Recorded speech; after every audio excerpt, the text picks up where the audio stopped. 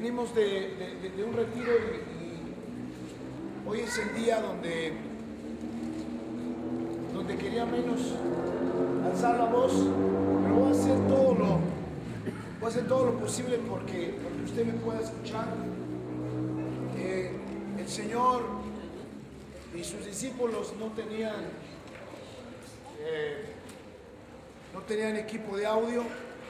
Y bueno, lo más importante es que usted está aquí. Piense que estamos en el monte, y en el monte de los Olivos, donde el Señor dictó su sermón, el sermón del monte. Y ponga mucha atención, por favor. Usted ha venido en esta mañana porque le interesa. Usted ha hecho su esfuerzo por estar temprano, porque le interesa. Y creo que los que llegan por la mañana a las 8 de la mañana, creo que son un poco más maduros que espiritualmente hablando, no me refiero a otra cosa, que quizá los que llegan más tarde, o posiblemente usted está más interesado en profundizar en algunos asuntos relacionados con la madurez cristiana. Y estamos hablando desde aproximadamente un mes, hemos estado hablando acerca de la oración. Y bueno, quiero que usted me siga lo que dice Hechos capítulo 6, el versículo 1. Esto es la historia de la iglesia primitiva, la historia de la iglesia que nació hace 2000 años. Esta es la historia de la iglesia que Jesucristo dejó. Y si nosotros queremos aprender, y si nosotros queremos estar en la voluntad, si nosotros queremos estar haciendo lo que Dios manda, yo necesito ir a la fuente de todas las cosas. ¿Por qué razón? La razón posiblemente para muchos sea muy teológica, es decir, tengamos nosotros que escudriñar demasiados versos para descubrir por qué la fuente debe ser más importante que todas las cosas. Bueno, le voy a poner un ejemplo. Si usted y yo conocemos un río, lo más seguro es que vamos a desear que donde nos vayamos a bañar, que donde nos vayamos a reunir para beber o para jugar un rato ahí en el río, todos vamos a querer que esté, o que la parte que nos corresponde o nos toca del río esté limpia. Si usted se aleja de la fuente donde nace el río, lo más seguro es que usted va a encontrar por la corriente del río basura, suciedad, porque hay otras personas que están por ahí arriba de usted, antes que ustedes se están bañando, otras por ahí están haciendo de las suyas, ensuciando el agua. Y si usted se aleja cada día o se aleja a más distancia de la fuente de donde nace el río, usted va a encontrar más suciedad, usted va a encontrar cosas que son desagradables. Pero si usted quiere estar cerca del agua más cristalina, más limpia, usted tiene que ir a la fuente. Bueno, esto mismo es que si nosotros queremos estar viviendo el cristianismo más puro, el cristianismo que el Señor Jesús estableció, el cristianismo que enseñó a sus primeros discípulos para poder saber cuál fue el éxito que ellos tuvieron, por qué habían tantos milagros, por qué habían maravillas, por qué habían señales, por qué había mucha gente siendo convertida y entregando sus vidas a Jesucristo. Usted y yo necesitamos ir a la fuente de todas las cosas. Amén. Y necesitamos ver cómo se conducía la iglesia primitiva. La iglesia primitiva nos da el ejemplo de las cosas importantes para ellos. Y eso debe ser también para nosotros. Nosotros necesitamos ir al estudio de la iglesia que nació con Jesucristo, la iglesia que nació con sus discípulos, porque vamos a saber qué es lo que hacían esos hombres, que el evangelio corrió tan rápido y la gente venía y se convertía y se añadía a la iglesia. Vamos a ver qué hacían los primeros discípulos y vamos a entender qué tan importante era la oración y la lectura de la Biblia para que ellos pudieran tener un respaldo de parte de Dios. Hechos capítulo 6 dice la escritura: en aquellos días, como crecía el número de los discípulos. Hoy nos damos cuenta que usted es posible que no esté en un discipulado, o si lo está, ya lo dejó, o si lo estaba, ya lo dejó, porque hoy cada quien y cada cristiano que se llama o se dice ser cristiano no le interesa comprometerse con su maestro, no quiere ser alumno. Un discípulo es un alumno, y un alumno quiere estar en clases, un alumno quiere estudiar, un discípulo quiere aprender. Hoy tenemos ese problema. La gente no quiere aprender, la gente no quiere conocer más a su Señor. La gente no quiere compromisos, porque estar en una escuela es un compromiso. Si usted se inscribe en un curso escolar, es porque usted va a asumir la responsabilidad de leer, de estudiar y de hacer exámenes. Eso es estar en una escuela. ¿Qué sucedía en la iglesia antigua cuando Jesucristo dejó a sus discípulos?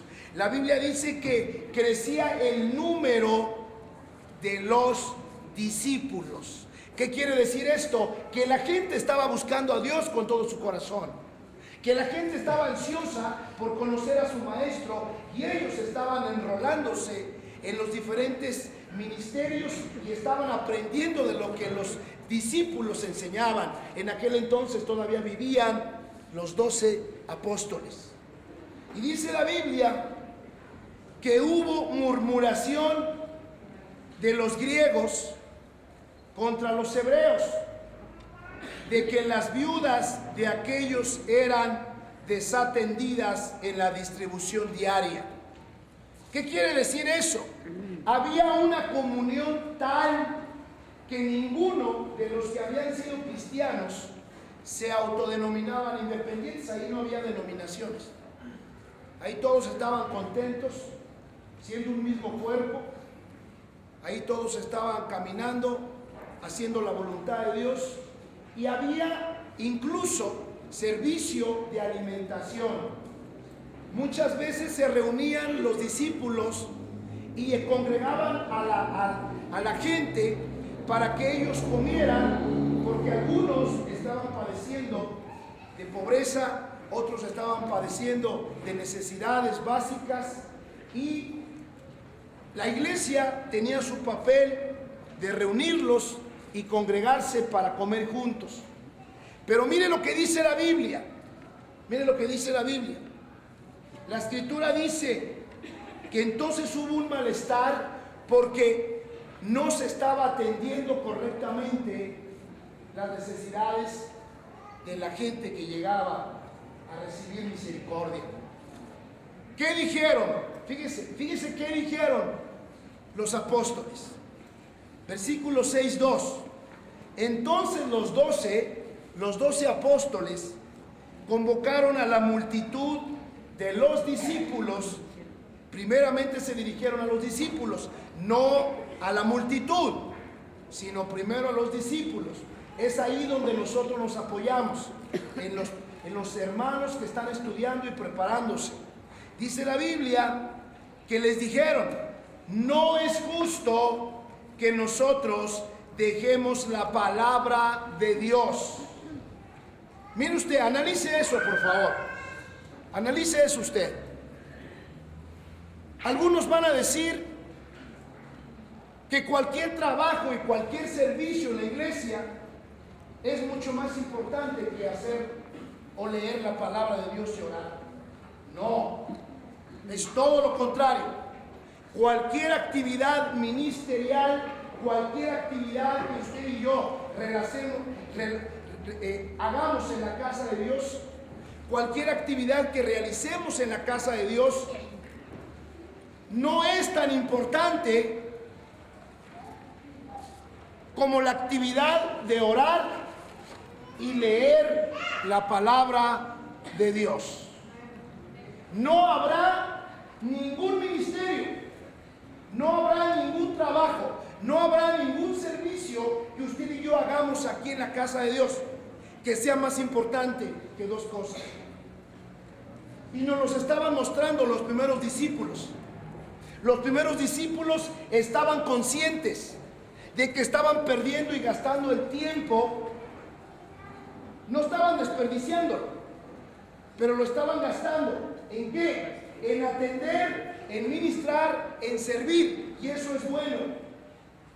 Pero antes de eso, sobre cualquier trabajo, sobre cualquier ministerio, la Biblia dice, los discípulos dijeron, no es justo que nosotros dejemos que la palabra de Dios para servir a las mesas.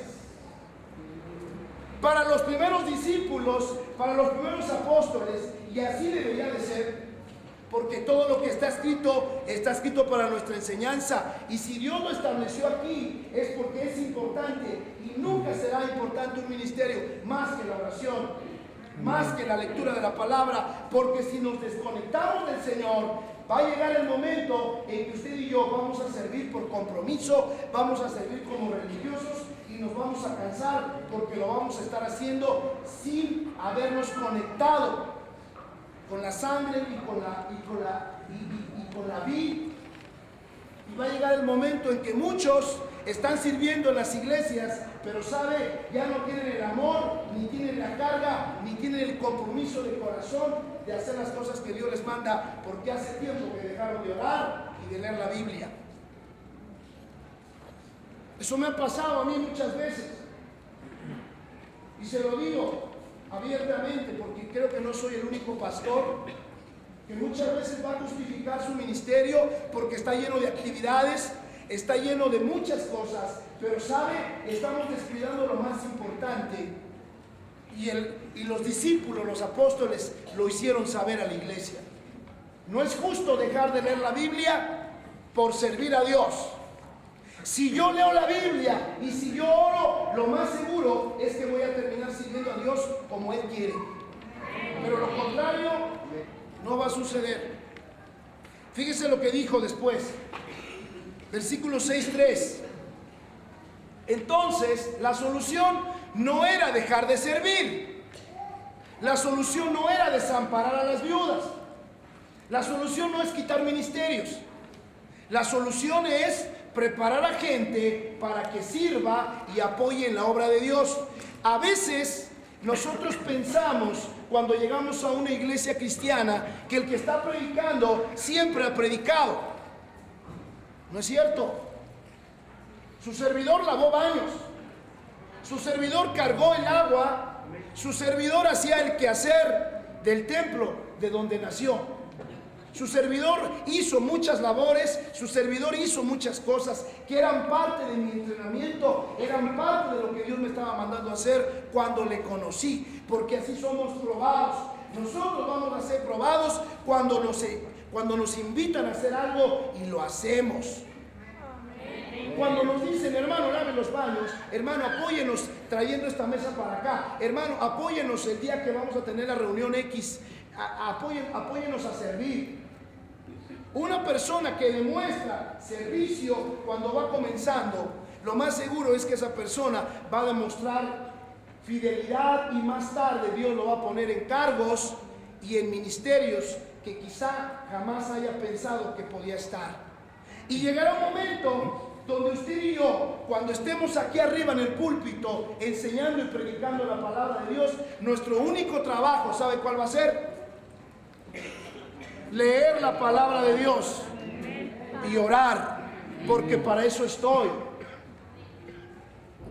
Al principio, su servidor movía las sillas, ponía el equipo de sonido, lavaba los baños, visitaba a los hermanos porque tenía la oportunidad de hacerlo.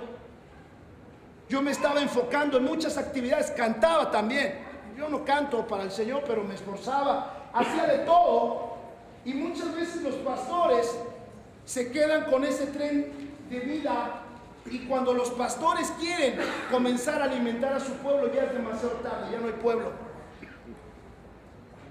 Porque el trabajo de un pastor, el trabajo de un siervo de Dios que se va a dedicar a liderar es leer la palabra y orar.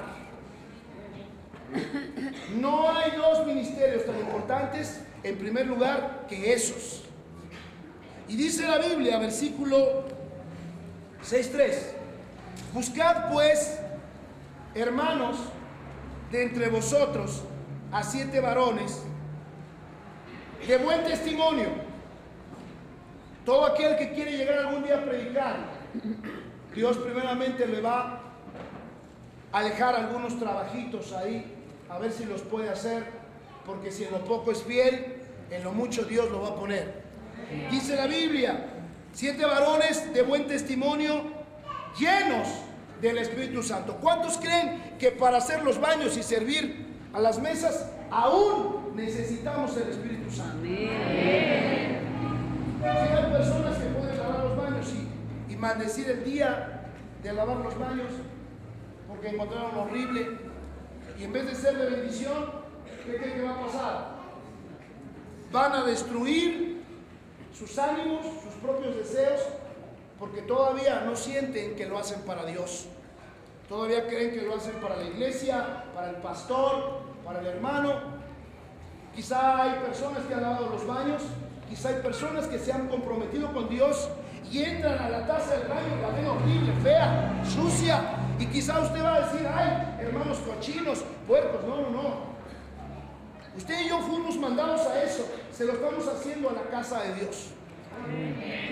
Aún para servir en cosas que no son aparentemente espirituales, porque algunos pensarán así, esas cosas no son espirituales, ¿no es cierto?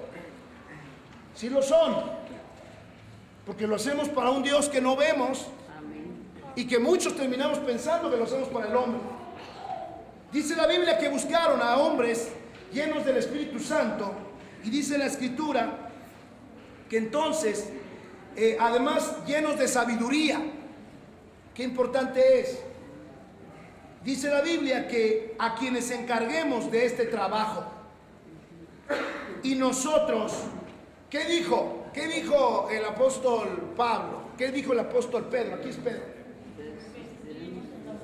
Y nosotros nos iremos a jugar fútbol, y nosotros estaremos por ahí viéndonos de día de campo cada fin de semana y jugando golf con otros hermanos pastores, etcétera, etcétera.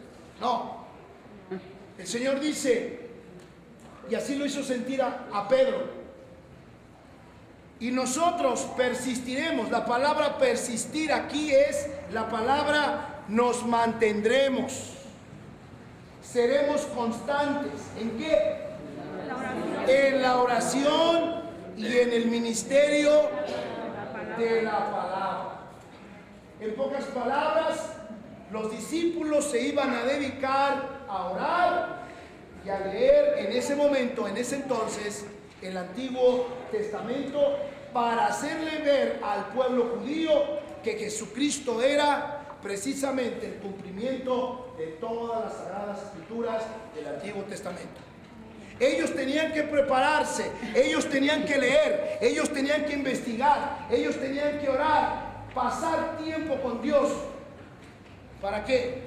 Para ser fortalecidos, para que ellos se encendieran, y cuando ellos estuvieran encendidos, la gente que los oyera, la gente que los siguiera, la gente que los viera hacer maravillas y milagros por medio de la oración y de la palabra de Dios, la gente pudiera decir, ciertamente allí está el Señor.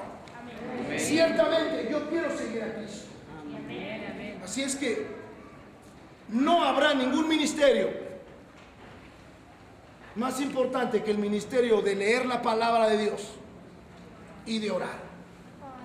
Denle un fuerte aplauso al Señor porque usted está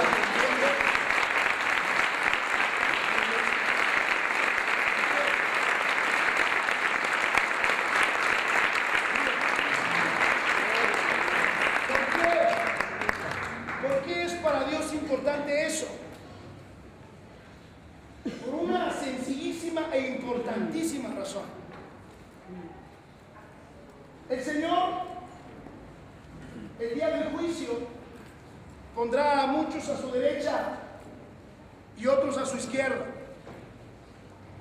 Habrá algunos que estarán allí esperando entrar a la gloria con el Señor. Quizá algunos van a decir que conocieron a Jesús. Señor, en tu nombre echamos fuera demonios. Yo quiero decirle que hasta los dirigentes de cuarto y quinto paso que no quieren saber nada de Dios y comprometerse con Jesucristo echan fuera demonios.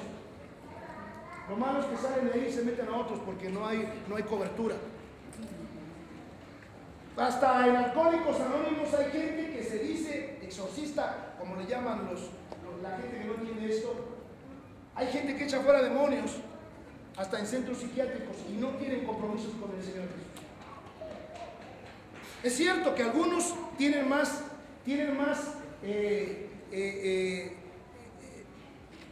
algunos no siempre tienen éxito, como le sucedió a los exorcistas ambulantes que echaban fuera demonios. ¿Y qué les dijeron esos demonios? A Pablo conocemos, a Jesús desde luego sabemos quién es Jesucristo, a Pablo también, pero ¿ustedes quiénes son?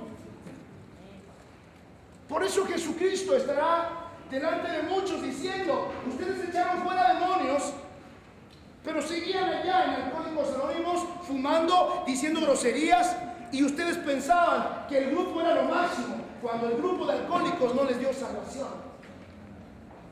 Porque nunca me conocieron, solamente conocieron de mí el Salmo 91 y algunos otros versículos, pero nunca pasaste tiempo conmigo, nunca pasaste tiempo para saber quién era yo. ¿Sí? Porque el mismo Señor dirá: apartados de mí, no os conozco. ¿Y por qué no os conozco? Porque tú nunca te acercaste a conocerme. Hiciste muchas cosas en la casa de Dios. Lo hiciste para que alguien te aplaudiera, lo hiciste para que alguien te premiara, porque pensabas que lo hacías para los hombres, pero no lo hiciste para mí, porque no me conocías quién era yo. Trabajabas como obrero, trabajabas como un siervo, pero nunca supiste que era tu padre. Nunca quisiste aceptar y nunca te hiciste mi hijo. Apartados de mí, hacedores de maldad, no os conozco. ¿Y por qué? Pues porque usted y yo nunca leímos la palabra para saber quién es Jesús. Usted y yo nunca nos conectamos con Él. Muchos de nosotros pensamos que hemos tenido tiempos de oración poderosos cuando algunos ni siquiera han escuchado la respuesta a sus oraciones.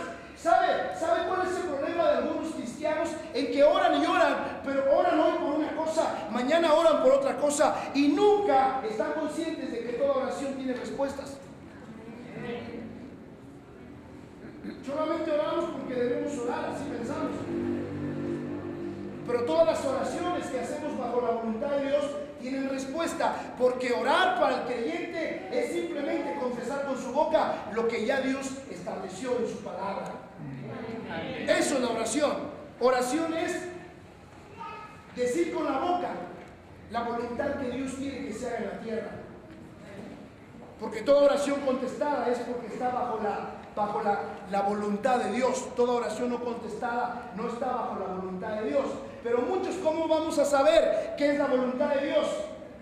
¿Será la voluntad de Dios? Dirá una joven va a decir: Señor, dame al novio, a Pancho el de Arqueto, dámelo como novio. Usted está pidiendo mal. ¿Por qué está usted pidiendo mal? Porque la palabra de Dios ya escribió. La palabra de Dios ya estableció un versículo. La palabra de Dios estableció un consejo y un mandamiento: no te unas con yugo desigual. Pero usted no conoce la voluntad de Dios, por lo tanto usted ora y sus oraciones no son respondidas, porque usted no sabe lo que ya Dios pide y sabe lo que Dios quiere. Las dos cosas van juntas. Por eso es que cuando oramos de acuerdo a la Biblia, las cosas pasan. Usted no puede buscar una ayuda espiritual. simplemente porque se le antojó y usted pensó que era lo correcto. No, está escrito en la Biblia. ¿Querrá el Señor que pase eso? Quizá usted fue robado, quizá usted fue una persona que fue robada injustamente, le timaron, le estafaron, y usted es una persona que anda como Dios manda. Quiere decir que eso es una prueba, pero usted no se va a quedar así. Usted va a ir a buscar la Biblia, y yo le aconsejo eso. Búsquese en la Biblia algunos versículos que hablen sobre la injusticia, sobre el robo, y empiece a orar por medio de la Biblia. Señor, yo soy cabeza y no cola. Señor, mis enemigos vienen por una puerta, pero por 7 puertas salen corriendo. Señor, el que encubre sus pecados no prospera. Usted tome los versículos y comiéncelos usted a aplicar, y usted va a comenzar a ver poderosas respuestas, porque orar es simplemente afirmar lo que ya el Señor escribió en su palabra. Amén. Pero ¿cómo nosotros vamos a tener éxito en la oración? Si oramos hoy un día por, Señor, te pido por Uganda, y mañana, Señor, te pido por el Chapo Guzmán, Señor, te pido por Felipe Calderón, y qué bueno, ¿no? Qué bueno. Eso Dios lo quisiera. Pero muchos cristianos oran y no quieren respuestas a sus oraciones. Hoy oraron porque tuvieron la necesidad de eso, pero nunca están orando con la intención de tener respuestas. Quiere decir que creemos que la oración no funciona. Estamos perdiendo el tiempo. Por eso las dos cosas van juntas. Por eso Pedro dijo: no es justo que nosotros dejemos el ministerio de la palabra. Versículo 6:4, nosotros nos mantendremos, nosotros persistiremos. Nosotros nos mantendremos en la oración y en el ministerio de la palabra de Dios. ¿Sabe? Le voy a dar algunos ejemplos importantes. Mire, fíjese usted. Quiero que se dé cuenta, hermano. Fíjese lo que dice la Escritura. ¿Cuáles eran las 4 cosas que la iglesia primitiva hacía? Le voy a decir esta palabra. Lo hacían porque era necesario, yo creo que más que necesario, era indispensable hacerlo. No había vuelta de hoja. La primera iglesia de cristianos, la primera congregación de cristianos nació haciendo 4 cosas. Hechos capítulo 2, verso 41. La primera iglesia de cristianos nació haciendo 4 cosas. Vamos a ver si las estamos haciendo. Vamos a ver si efectivamente los cristianos de este tiempo estamos haciendo esas 4 cosas. Si no las estamos haciendo, estamos a tiempo de rectificar. Para eso estamos aquí. Si no las estamos haciendo, estamos a tiempo de pedir al Señor: Señor, perdóname, porque yo no sabía que esto hacía la iglesia primitiva. Y yo quiero hacer esto que tú, Señor, diste a tus primeros siervos, porque grandemente tu iglesia se levantó. Quizás es la razón de que en este tiempo las iglesias estén muriendo. Quizás es la razón de que en este tiempo nadie quiera acercarse a Dios, porque no estamos haciendo lo que tú le dijiste a tus primeros hijos que hicieran cuando nació la iglesia. Hechos capítulo 2, versículo 41. 4 cosas hacían los primeros y auténticos cristianos. Dice la Biblia, Hechos 2:41. Así que los que recibieron su palabra fueron bautizados. Ahí todavía no. Ahí usted se acerca a la iglesia. ahí todavía no comienzan esas 4 cosas, porque ahí todavía apenas la gente se está convirtiendo. Inmediatamente, ¿qué pasaba después de haber recibido la palabra de Dios? Tardaban un año ahí para ver si los bautizaban, a ver si eran niños. Hay tanta gente que dice, no, es que el pastor dice que en 1 año, 2 años. Eso no es bíblico. Aquí está en la Biblia. Y lea usted todo el libro de Hechos y va a descubrir que todos los que se bautizaban era inmediatamente después de algo: arrepentimiento. Se reconocían adúlteros, fornicarios, rateros, se reconocían estafadores, se reconocían blasfemos, maldicientes. Ellos llegaban delante de la presencia de Dios, porque así como Juan el Bautista predicaba, la gente se arrepentía. Así, por eso Jesucristo dijo: arrepentíos, porque el reino de los cielos se ha acercado. El reino de los cielos se acerca cuando la gente se arrepiente. La gente se arrepentía, inmediatamente dejaba su mala manera de vivir, porque el que se arrepiente de corazón deja su mala manera de vivir. Van quedando rezagos, pero los primeros pecados que le impiden acercarse a Dios se caen porque Jesucristo los tira. La Biblia dice que después se bautizaba la gente, inmediato. Si alguien está harto de sus pecados y ya no quiere seguir en el alcohol, en las drogas, en el fumar, no espere mucho, ya. Y tenemos agua, ¿tenemos agua? No hay. Señor, perdón.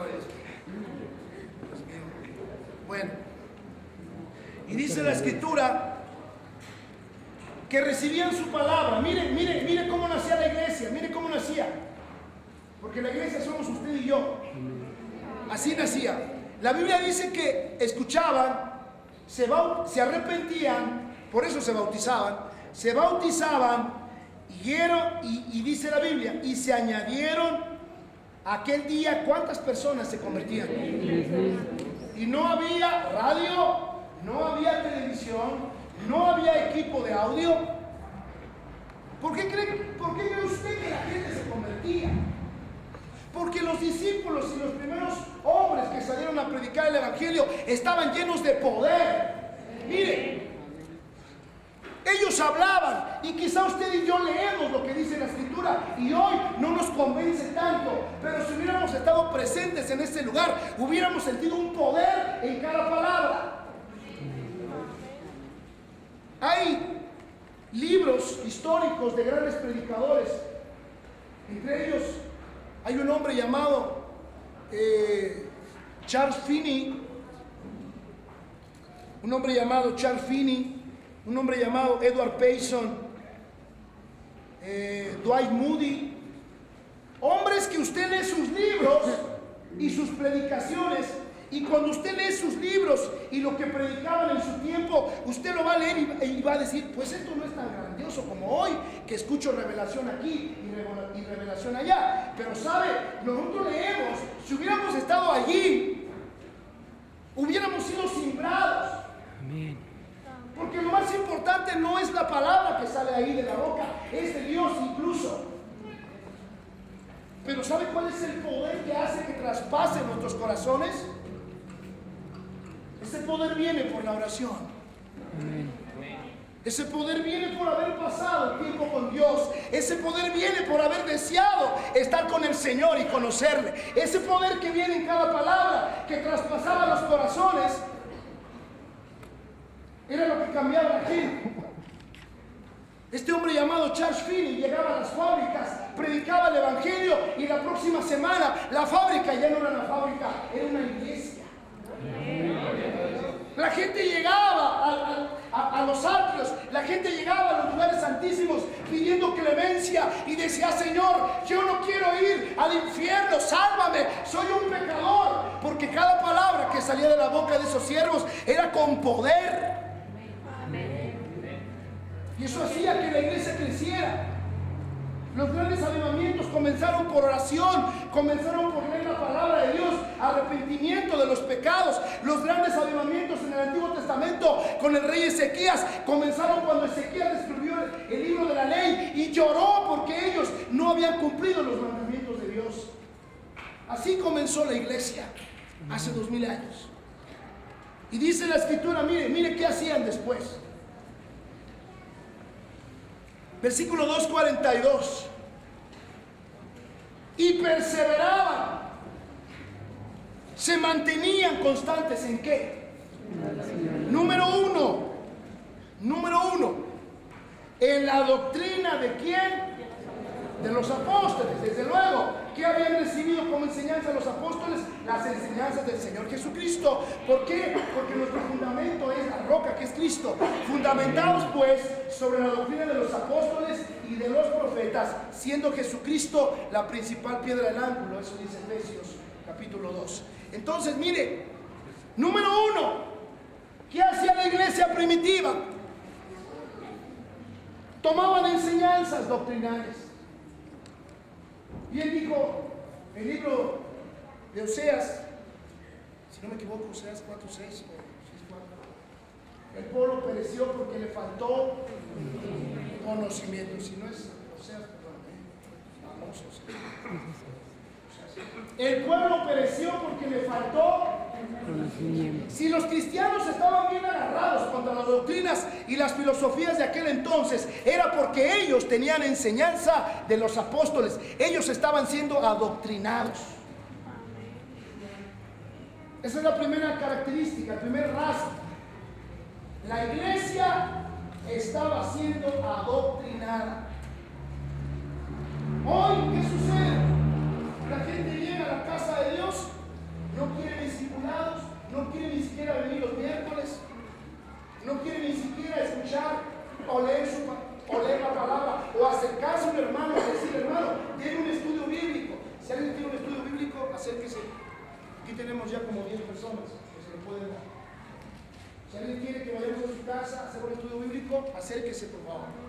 Pero la gente estaba deseosa de conocer a aquel a quien le estaban presentando. ¿Qué sucede hoy?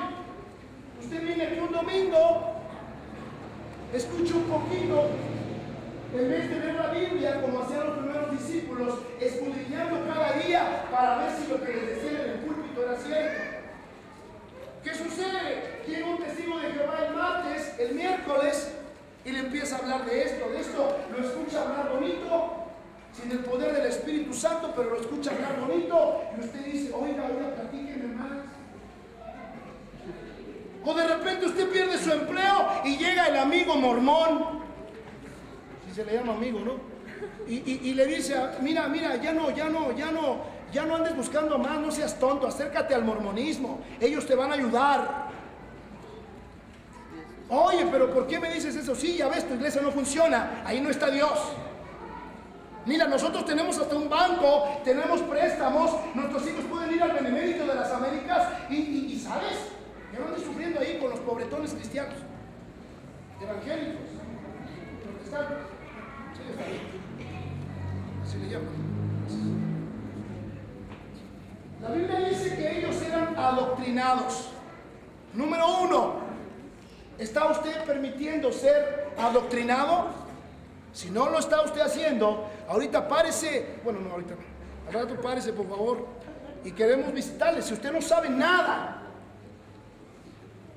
si usted ya sabe algo, pues ya quédese en un lugar, ya no ande saltando de iglesia en iglesia, ya congréguese en un lugar y échele ganas, eche raíces, porque si usted nace en una maceta y después se arranca usted mismo de la maceta y se pone en otra maceta, usted va a llegar en un tiempo a no crecer, porque sus raíces nunca echaron profundidad. Número uno. Entonces, número dos, ¿qué más hacían? Entonces, repito, número uno, perseveraban en la doctrina de los apóstoles. Ahí va la otra. Y en la comunión unos con otros. ¿Sabe cómo somos los cristianos? Hay algunos que no quieren ser adoctrinados, pero eso sí quieren estar en todas las bodas, en todos los eventos de aniversario de las iglesias. La hermana Pacha nunca viene. Me dirigí así, no piense que le estoy diciendo esto. La hermana Pachita nunca viene y cuando viene se duerme. Pero el día del aniversario de la iglesia, hermanos, la iglesia va a festejar, que por cierto, el 2 de marzo vamos a festejar nuestro aniversario. No hay pastel. Vamos a festejar el aniversario. Ahí está la hermana Pacha. Nunca viene. O cuando vamos a hacer una campaña de sanidad, ahí viene la hermana Pacha. Viene toda dolorida, pero no quiere estar en los estudios bíblicos, no quiere irse a un retiro, no quiere discipularse. Sí, porque muchos van a decir, hermano, tache, porque yo no me quiero adoctrinar, pero póngame palomita, hermano, porque yo siempre estoy aquí en los convivios.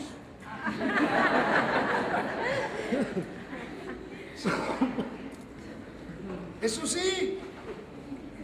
Fíjense, la gente no viene a los eventos, la gente no viene a las reuniones importantes, la gente no quiere ser enseñada, pero eso sí, cuando hay tamales y atole, todo mundo. Cuando hay barbacoa, que por cierto no se vendió la barbacoa la vez pasada. Bueno, el Señor sabe que lo hicimos para la gloria del Señor, hemos tenido muchos gastos y ahorita yo le voy a pedir algo. Si alguien tiene un negocio y quiere ser de bendición en su negocio, el Señor nos está permitiendo probar por un mes el programa de radio de 11 a 11 y media hoy domingo, y aparte del de ayer, de 4 a 5 de la tarde en 14:40. Hoy vamos a salir de 11 a 11 y media de la noche. Pero, amén, hermano, eso cuesta. Y si alguien quiere, pues, alguien tiene un negocio y quiere que te lo anunciemos, ahorita se acerca y usted nos apoya con ofrendas, podemos mantener ese espacio de media hora. Ahora, fíjese bien, entonces, dice la Biblia, número 1, entonces, eran adoctrinados. Número 2, tenían comunión. Todos estaban en las fiestas, todos estaban en las bodas, todos estaban en las santas cenas. Y cuando celebraban el cumpleaños del hermano Gumercindo, todos estaban. Pero ¿sabe? También estaban en la doctrina. Amén. Amén. Amén.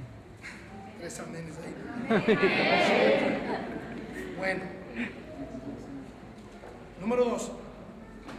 Fíjese bien. Número 3. ¿En qué otra cosa estaban?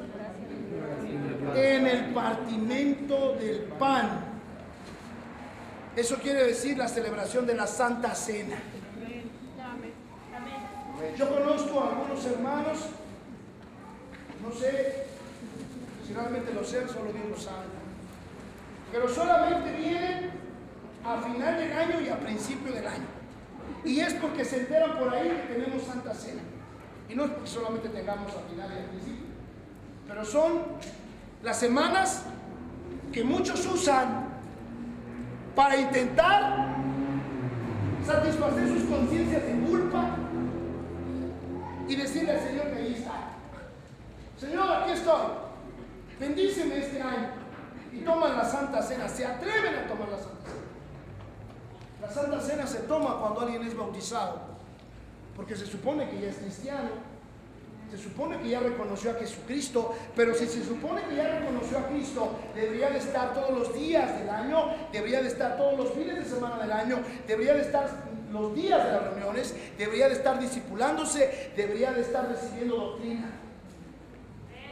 Pero dice la Biblia que festejaban el partimiento del pan, o sea, en la celebración de la Santa Cena. Hay algunos que cuando hay Santa Cena, pues sí se anotan. Hay otros que mejor se van ese día porque dicen, no, al menos dicen, no, estoy muy sucio como para tomarla. Bueno, si usted está muy sucio para tomarla, ¿por qué no viene y se arrepiente y la toma? Qué fácil es decir, estoy muy sucio para tomarla, ¿no? Pero usted quiere seguir así. Si usted está sucio para tomarla, amén, pues entonces venga y póngase a cuentas para que la tome. Usted está queriendo decir entonces, estoy muy sucio y quiero seguir sucio hasta que me pegue la gana, me voy a arrepentir y voy a perdonar. No, hermano, si usted descubre, si usted sabe que está sucio, usted necesita venir y decirle, Señor, aquí estoy. Ya no quiero seguir así. Limpia mis pecados con tu sangre preciosa. Arrepiéntase, perdone y entonces tome la Santa Cena. En esa llevamos 3 cosas. Y número 4, ¿qué hacían? Y en las oraciones. Número 1, eran adoctrinados. Número 2, tenían comunión los unos con los otros, porque la Biblia dice que ellos manifestaban su amor el uno por el otro y la gente decía, miren cómo se aman. Y eso los atraía al camino de Dios. Pero usted no va a tener comunión con sus hermanos si solamente viene de vez en cuando. Pero no, a usted no se los viene de vez en cuando.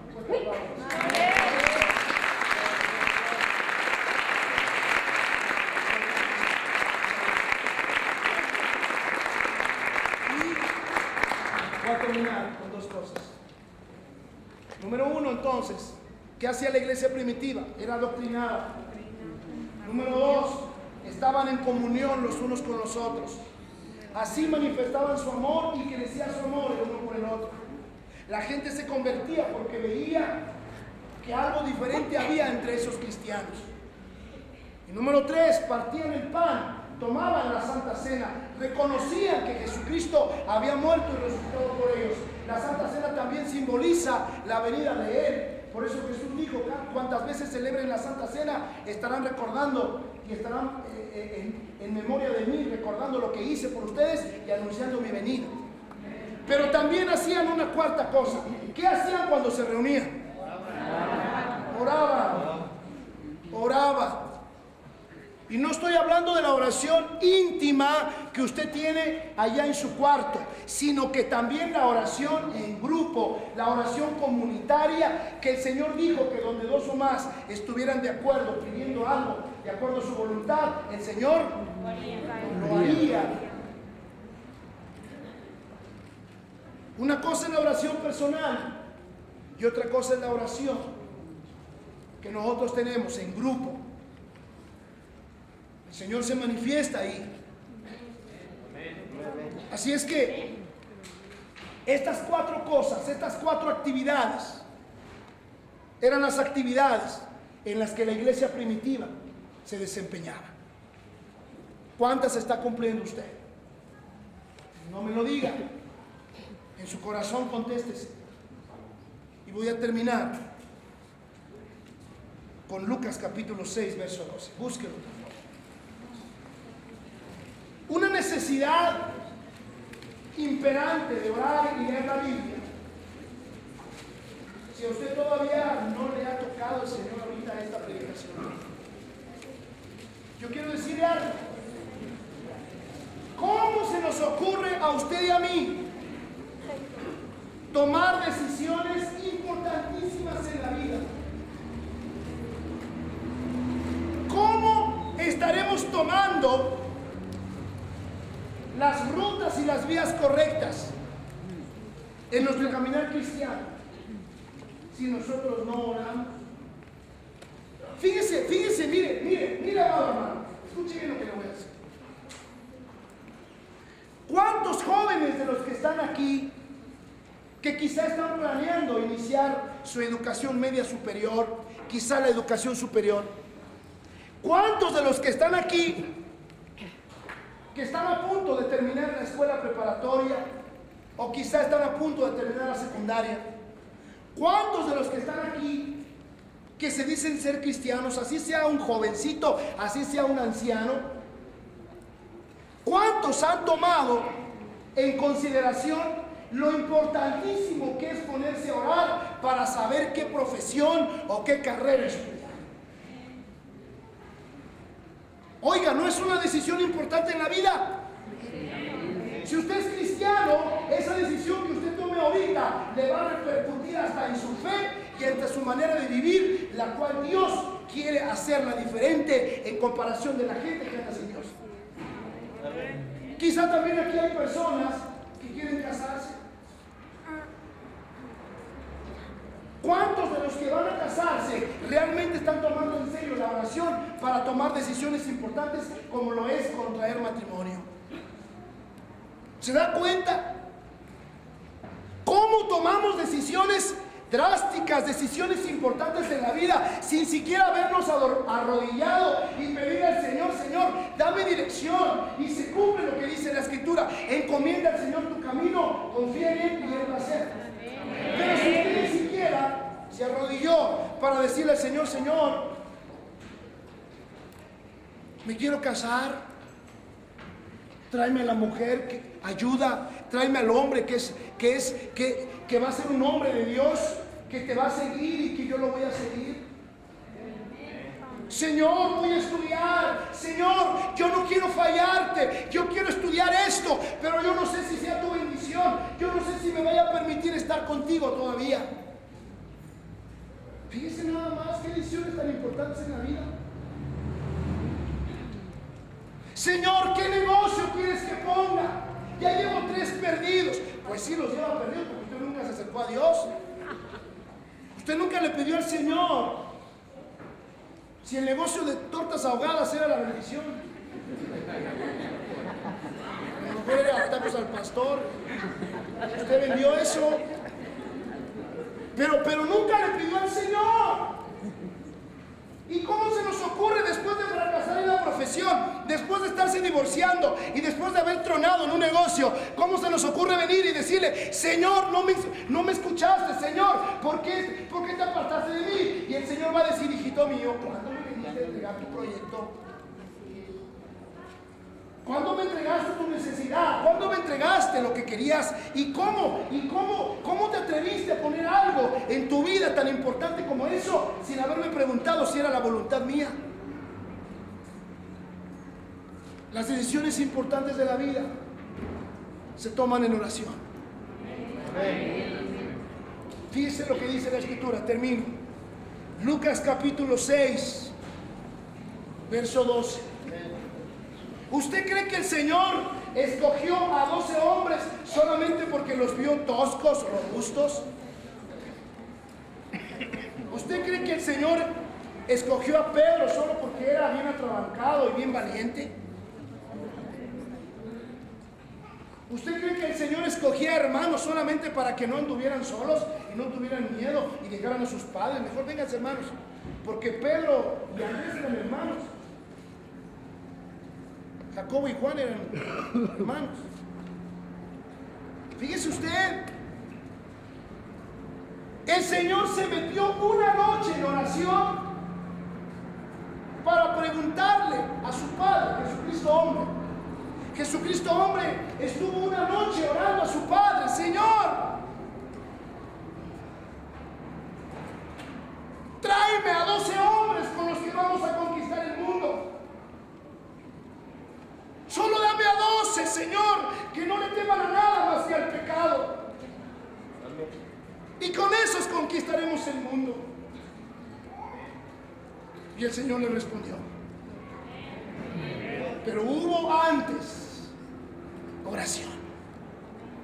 Lucas capítulo 6, verso 12 dice: en aquellos días él fue al monte a orar y pasó 15 minutos orando.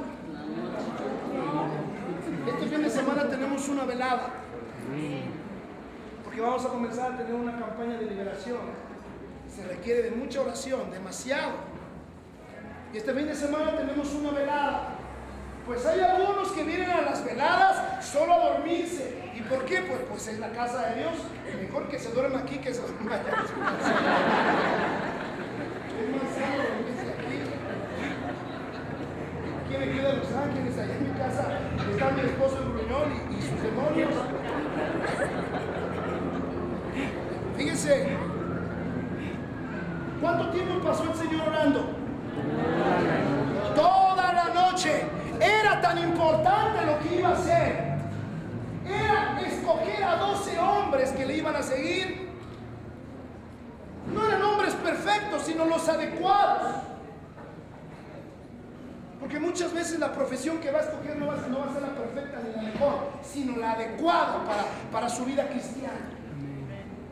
A veces la mujer que usted va a escoger no es la mejor y la perfecta, sino la adecuada para su vida cristiana. El negocio que usted va a poner no va a ser el negocio más exitoso económicamente hablando, sino el adecuado para su vida cristiana. Y dice la Biblia que el Señor se pasó toda una noche, y ahí la noche es de las 6 de la mañana de las 6 de la tarde a las 6 de la mañana. Así se clasificaba la noche en los tiempos bíblicos. El día era de 6 de la mañana a 6 de la tarde y la noche de 6 de la tarde a 6 de la madrugada. Se la pasó 12 horas.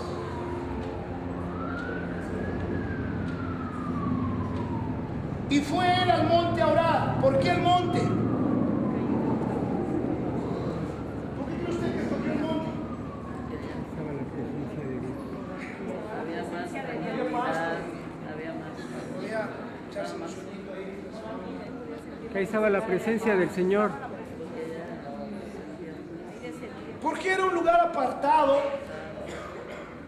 El monte representa el lugar, o los montes son los lugares donde Dios siempre se manifiesta, los lugares altos, porque Él es altísimo. Es muy diferente orar en la casa que orar en la casa de Dios. Es muy diferente orar aquí a nivel de la tierra, subirse un monte a orar. La Biblia dice que Él tomó un lugar apartado. Y dice la Escritura que entonces pasó la noche orando a Dios. Y cuando era de día, llamó a sus discípulos y escogió a 12 de ellos, a los cuales también llamó apóstoles. Pongámonos de pie, por favor.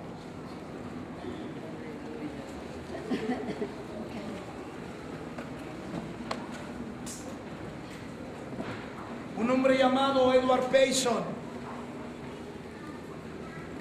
se dice en su biografía, su perseverancia continua en la oración, cualesquiera que fueran las circunstancias, es el hecho más notable de su vida. Si alguien escucha hablar de un hombre llamado Edward Payson, la gente no lo va a conocer por haber sido un buen padre, un buen cristiano, que eso era bueno, sino la gente lo iba a conocer por grandes jornadas de oración que tenía en su alma y que tarde el Señor le respondía. Edward Payson tenía insistentemente continua oración, cualesquiera que fueran las circunstancias. Es el hecho más notable de su vida. Este hombre desgastó las tarimas donde sus rodillas se apoyaban frecuentemente por largo tiempo para orar. A sus oraciones ardientes y perseverantes se le debe atribuir en gran parte el éxito enorme que tuvo en su ministerio. Fue un hombre lleno de Dios, que cada vez que hablaba, la gente era traspasada en su alma. Fue un hombre lleno de Dios, que cuando la gente lo oía hablar, sus palabras parecían tan sencillas, pero llenas de poder. Y la gente lo recuerda porque tomaba largas horas de oración, tantas horas de oración tenía que las tarimas donde apoyaba sus rodillas estaban marcadas con la forma de sus rodillas. Eso es oración. Aleluya, gloria a Dios. Dios va a preparar un avivamiento porque su pueblo va a comenzar a orar. Amén. Su pueblo va a comenzar a orar. Aleluya. Y no solamente la oración de la casa, la oración en su lugar donde usted está, sino en la casa de Dios, porque el apóstol Pablo y sus discípulos y la gente que estaba con él iban todos los días a la hora de la oración al templo. Amén. Pedro también lo hacía, tanto que un día llegó y se encontró un cojo de nacimiento que estaba en la puerta de un templo llamado La Hermosa, y dice la Biblia que cuando lo vio el cojo, la Escritura dice que entonces el Señor le envió a Pedro a sanarle. Pedro y Juan iban todos los días a la hora de la oración.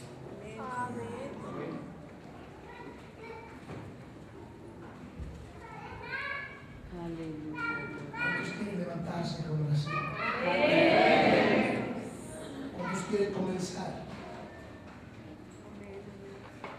a descubrir y a conocer a Jesús. Usted y yo estamos a tiempo. Si usted está preocupado por estar aquí, es porque usted quiere, en su interior hay un deseo de agradar a Dios. En su interior hay un deseo de estar con Él.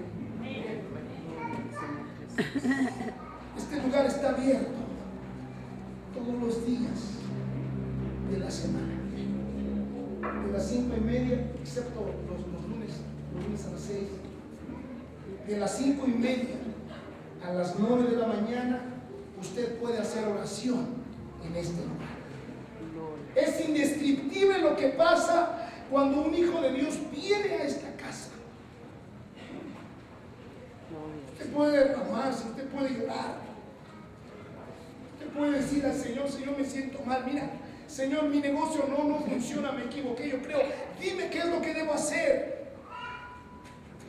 Señor, mira, estoy a punto de escoger una profesión, estoy a punto de escoger un ministerio, estoy a punto de escoger un oficio. ¿Cuál es el mejor oficio para mi vida cristiana? ¿Cómo se me ocurre tomar decisiones tan importantes en mi vida sin oración? Si usted ha descuidado su vida de oración, pídale perdón al Señor y comience. Jesús nos da la oportunidad de fallar, pero ahora levántese y dígale: Señor, yo quiero volver.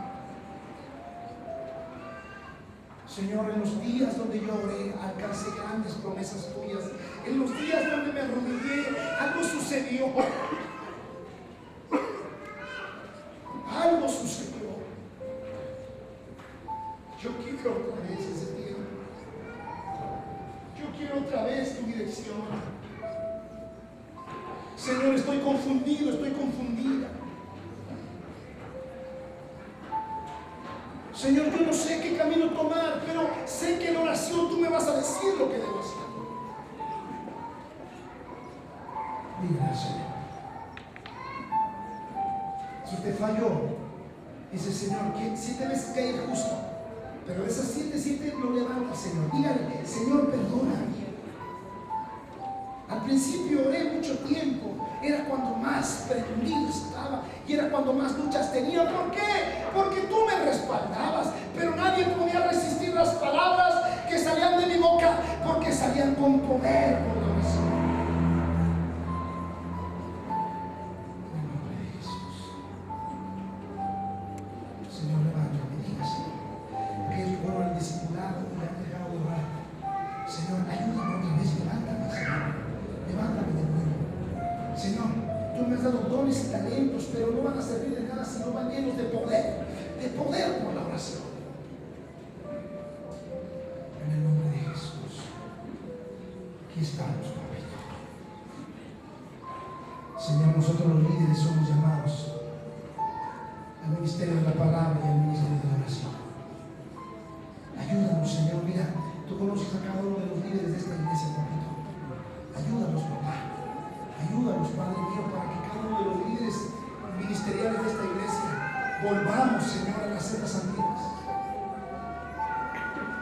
Volvamos a las sendas antiguas, Señor. En el nombre de Jesucristo. Haga usted un compromiso con el Señor. Usted no va a orar toda una noche. Usted comience por poco, para que cuando venza lo poco, Dios lo ponga en lo mucho.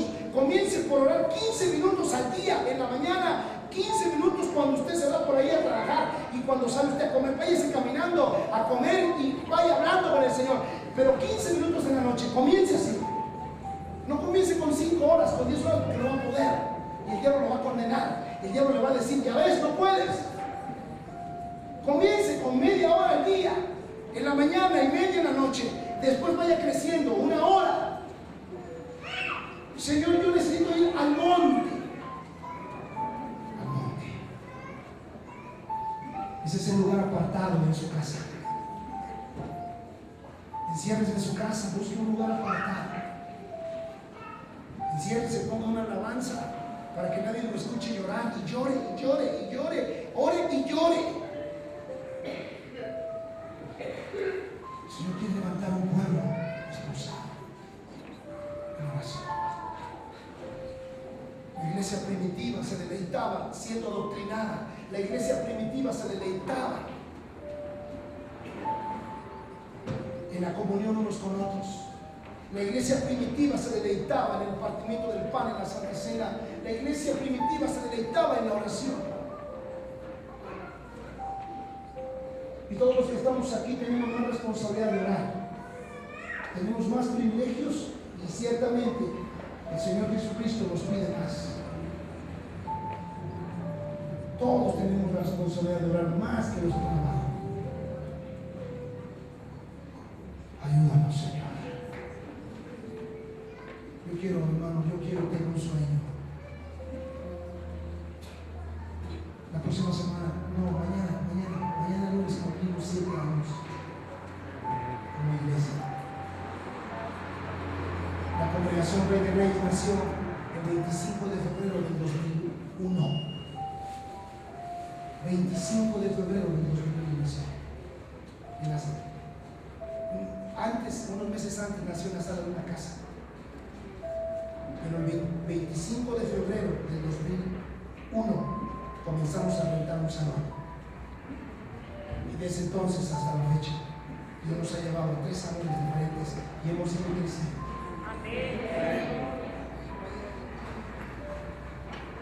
Eso ha sido una oración. Y lo hemos dado todo. Yo sé, yo siento, yo estoy consciente de que no he dado todo. Yo he dado todo lo que debo dar en la oración y en el ministerio de la palabra. Yo sé que muchos de mis líderes me han dado todo lo que tienen que dar. Pero nunca es tarde para comenzar, porque viene un avivamiento poderoso que es el momento de venir por oración.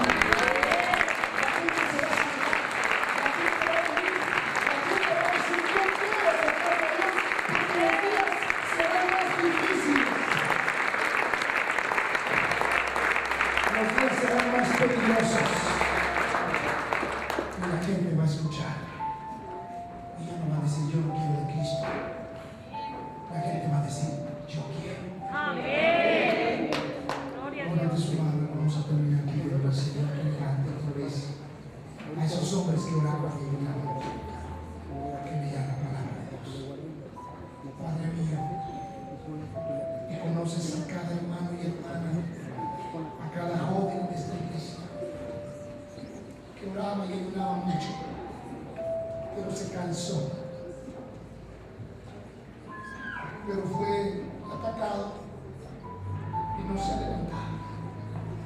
En esta hora, Señor, yo declaro que toda atadura, que toda cadena y todo lazo del diablo se está pudriendo, se está secando, que toda pereza, que toda flojera, que todo sueño, que toda perturbación que le ha impedido levantarse otra vez en oración es quitada de este lugar ahora, en el nombre de Jesucristo. En el nombre de Jesucristo. Los mejores tiempos para su vida, para su familia, para su negocio, para la escuela están con Cristo. Los mejores tiempos para poder tomar esas decisiones correctas están en su regazo, están a sus pies. Los mejores tiempos están allí con Él.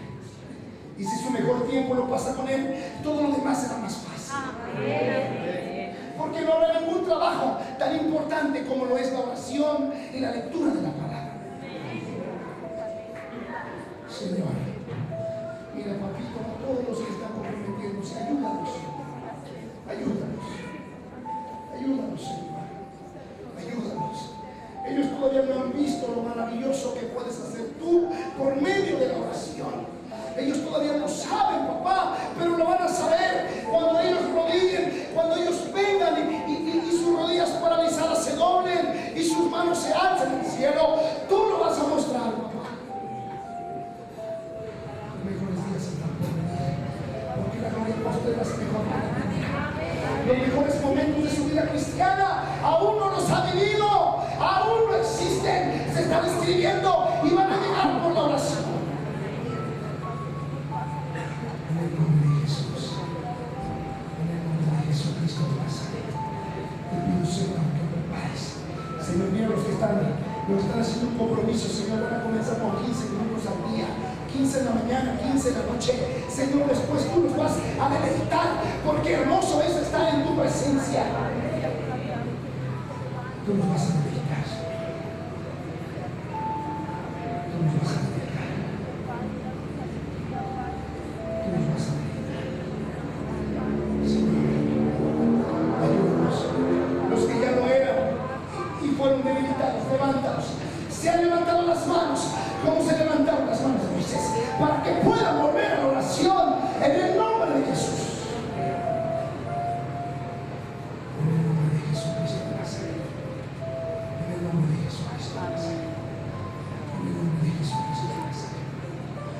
En el nombre de Jesucristo de Nazaret. Si tú hablas con Dios, las cosas cambiarán.